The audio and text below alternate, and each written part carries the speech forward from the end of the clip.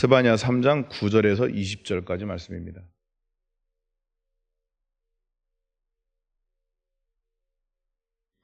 스바냐 3장 9절에서 20절까지 말씀입니다. 우리 한 목소리로 합독하겠습니다.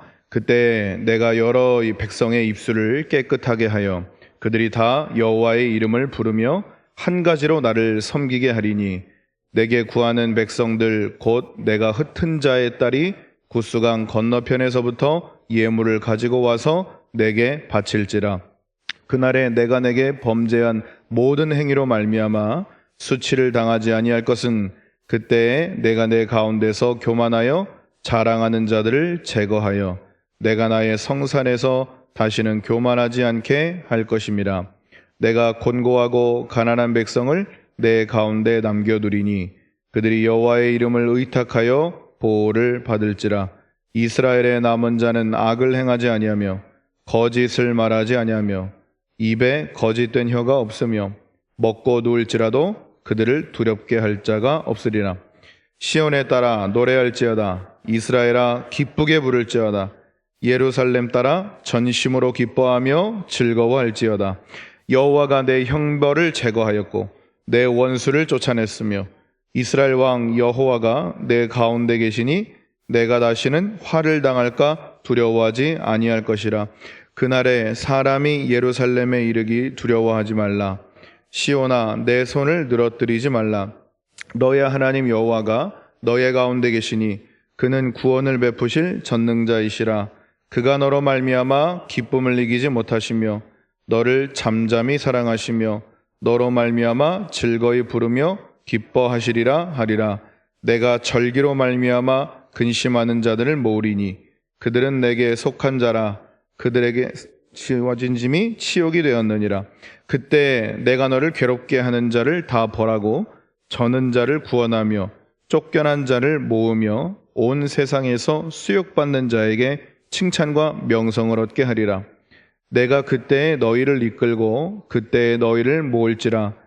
내가 너희 목전에서 너희의 사로잡힘을 돌이킬 때 너희에게 천하 만민 가운데서 명성과 칭찬을 얻게 하리라. 여호와의 말이니라. 아멘. 예언서에 나와 있는 여호와의 심판 뒤에는 반드시 회복의 메시지가 함께 선포됩니다. 그 이유는 심판이 하나님의 목적이 아니기 때문입니다. 그 심판을 통해서 이스라엘 백성들이 하나님 앞에 돌아오기를 원하시고 그들이 하나님이 원하시는 삶을 회복하기를 원하시는 하나님의 목적이 그곳에 있기 때문에 하나님은 심판을 통해서 완전히 이스라엘을 멸해버리려는 게 목적이 아니라 그 심판을 통해서 다시 이스라엘이 하나님의 백성이 하나님 앞에 다시 돌아오게 하는 것이 목적이기 때문에 그래서 이사야 이후에 말라기까지 모든 예언서에서 하나님의 심판의 날 다음에는 반드시 회복이 등장하는데 오늘 우리가 읽은 그 본문이 바로 회복을 말씀하시는 부분입니다.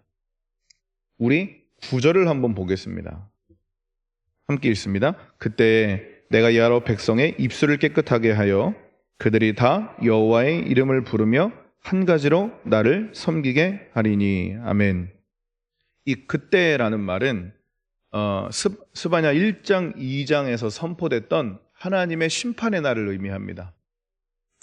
스바냐서 1장 2장에는 단순히 이스라엘 민족, 그러니까 유대 민족의 심판뿐만 아니라 그 유대를 괴롭혔던 주변의 여러 나라의 심판도 함께 예고되고 있는데 그래서 유다뿐만 아니라 그 주변의 여러 나라들, 암몬이라든지 모압이라든지 두로와 시돈이라든지 이런 여러 나라들의 심판도 기록되어 있는데 그래서 그 모든 나라가 여러 백성의 입술을 깨끗하게 하였다라고 하셨는데요. 그래서 그 모든 민족들이 그들의 입술이 깨끗해져서 여호와의 이름을 부르고 한 가지로 나를 섬기게 할 것이다라고 말씀하고 있습니다. 10절을 보면 내게 구하는 백성들 곧 내가 흩은 자의 딸이 구스 강 건너편에서부터 예물을 가지고 와서 내게 바칠지라. 이 구스 강이 어디냐면 바벨론과 페르시안 쪽입니다. 그러니까 지금 이야기하면 이라크하고 쿠웨이트 정도가 되는 땅입니다. 그러니까 완전히 이스라엘로부터는 굉장히 먼 지역에 있는, 그러니까 바벨론 포로 생활했던 그 땅에서부터 예물을 가지고 와서 내게 바친다고 합니다. 그러니까 단순히 그 유다 민족뿐만 아니라 이 열방이 하나님을 섬기고 찬양하는 백성으로 삼으실 거라는 것이죠. 그러면서 11절에 보면 그날에 내가 내게 범죄한 모든 행위로 말미암아 수치를 당하지 아니할 것은 그때 내가 내 가운데서 교만하여 자랑하는 자들을 제거하고 내가 나의 성산에서 다시는 교만하지 않게 할 것입니다. 백성들이 이제는 하나님 앞에 교만하지 않도록 하나님이 이제 심판하시고 책망하시고 모든 그런 일들을 다 행하셨기 때문에 이제는 백성들이 교만하지 않고 하나님을 하나님으로 섬기게 될 것이라고 말씀하고 계시는 거죠. 그러면서 13절에 보면 이스라엘의 남은 자는 악을 행하지 아니하며 거짓을 말하지 아니하며 입에 거짓된 혀가 없으며 먹고 놀지라도 그들을 두렵게 할 자가 없으리라. 이 남은 자가 하나님의 회복을 상징하는 단어입니다. 다 포로로 끌려가고 다 잡혀가고 다 심판을 당했지만 하나님은 남은 자들을 남겨두셔서 그들로 하여금 여전히 여호와를 섬기게 하시고 여전히 하나님을 바라보게 하시고 여전히 하나님을 찬송하게 하는 백성들로 남겨두신 사람들, 그들이 바로 하나님의 회복의 시작입니다. 그래서 14절부터 20절까지는 완벽한 회복된 세상을 말하고 있는데 이 완벽히 회복된 세상의 가장 큰 중점은 모든 백성들이 여호와를 기뻐하며 노래하며 그의 이름을 찬송한다는 것입니다. 우리 14절을 보겠습니다. 시온에 따라 노래할지어다. 이스라엘아 기쁘게 부를지어다. 예루살렘 따라 전심으로 기뻐하며 즐거워할지어다. 하나님이 이 남겨져 있는 백성들에게 기뻐하고 즐거워하라고 말씀하십니다. 기뻐하고 즐거워할 수 있는 이유는 우리가 잘 알고 있는 말씀처럼 하박국의 3장에 나와 있는 말씀처럼 아무것도 없고 황폐화되었고 뭐 집에 논밭에 식물이 없고 우리의 양떼가 없고 그런 상황일지라도 기뻐하고 즐거워할 수 있는 이유는 회복하시고 다시 살게 하시고 그 원래의 상태로 돌이키실 여호와를 바라보면서 기뻐하고 찬송하라고 말하고 있는데 여기도 똑같습니다. 스바냐 선지자의 말도 하박국처럼 하나님이 다시 이 땅을 회복하실 것이고 하나님이 너희를 다시 살게 하실 것이고 하나님이 너희를 통해서 이 땅의 만물들을 다시 소생케 하실 것이라는 것을 기대하면서 그렇게 하실 여호와로 말미암아 너희는 기뻐해라. 이게 오늘 스바냐 13장 14절에서 20절까지의 말씀입니다. 우리 20절을 다 같이 함께 읽겠습니다. 시작. 내가 그때 너희를 이끌고 그때 너희를 모을지라. 내가 너희 목전에서 너희의 사로잡힘을 돌이킬 때에 너희에게 천하만민 가운데서 명성과 칭찬을 얻게 하리라. 여호와의 말이니라. 아멘. 바벨론의 포로로 끌려갔던 이스라엘 백성들을 하나님이 다시 이끌고 모으시고 그래서 너희 목전에서 너희의 사로잡힘을 돌이킬 때에 그때 천하만민 가운데서 명성과 칭찬을 얻게 하리라. 이렇게 하나님이 회복을 선포하고 계십니다. 우리가 이 본문을 생각하면서 우리의 삶에 적용해야 할 부분은 누구나 인생의 어려움과 고난의 터널을 지납니다. 이것은 나이와 직분과 물질과 상관없습니다. 돈 많은 사람들은 고난 안 겪고 가난한 사람들만 고난 겪고 이런 게 아닙니다.